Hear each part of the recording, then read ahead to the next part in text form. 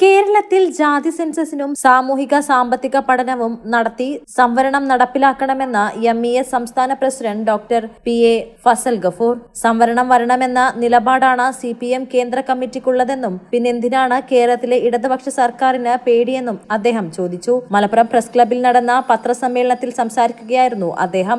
4 ദിവസം മുമ്പ് ജാതി സെൻസസ് തെലങ്കാനയിലും നമ്മളിവിടെ കുറഞ്ഞാലും പറഞ്ഞുകൊണ്ടിരിക്കുന്ന ജാതി സെൻസസ് ഞാൻ ആവശ്യപ്പെടുകയാണ് ജാതി സെൻസസ് ഉറപ്പാകണം.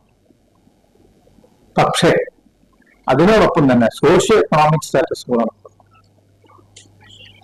എന്നാലത് ശരിയാവുള്ളൂ. മറ്റേ ജാതി സെൻസസ് ഉറപ്പാക്കാന്ന് ഉദ്ദേശിച്ചുകൊണ്ട് ഞങ്ങളുടെ പെർസെന്റേജ് കൂടി അവിടെ ഞങ്ങൾക്ക് സമരം കൂടുതലായിരുന്നു. അങ്ങനെയല്ലത്. EWS നടപ്പാക്കിയ സ്റ്റേറ്റ് ആയതുകൊണ്ട് അവിടെ എല്ലാം കൂടി സമരം. കാരണം എന്താ വെച്ചാൽ എന്റെ അഭിപ്രായത്തില് ഈ സർട്ടിഫിക്കറ്റ് നമ്മൾ പറഞ്ഞു ഇൻകം സർട്ടിഫിക്കറ്റ് എല്ലാവരും പ്രൊഡ്യൂസ് ചെയ്യാറാണ്.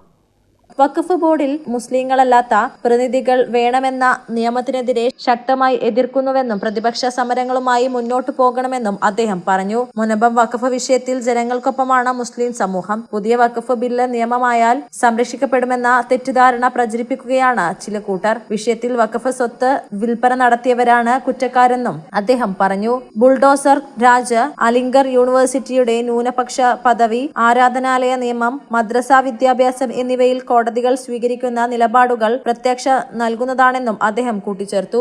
MESന്റെ 2025-28 കാലയളവിൽ സംസ്ഥാന പ്രസിഡന്റായ ഡോക്ടർ ഫസൽ ഗഫൂർ 7ാം തവണയും തുടരും. KK കുഞ്ഞിമൊയ്തീൻ ജനറൽ സെക്രട്ടറിയും OC മുഹമ്മദ് സലാഹുദ്ദീൻ ട്രഷററുമാണ്.